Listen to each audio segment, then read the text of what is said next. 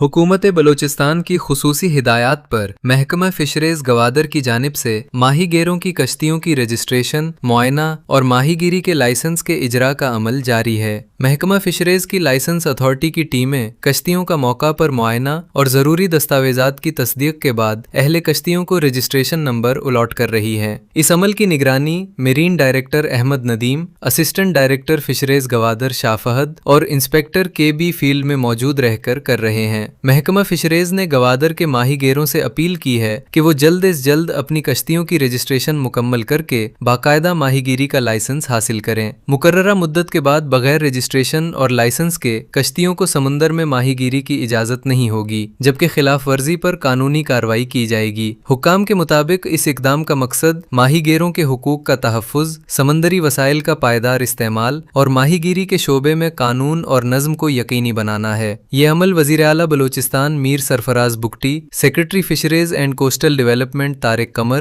اور director general fisheries Balochistan Atiq Ullah Khan کی ہدایات کی روشنی میں محکمہ فشریز گوادر کی جانب سے مسلسل جاری ہے۔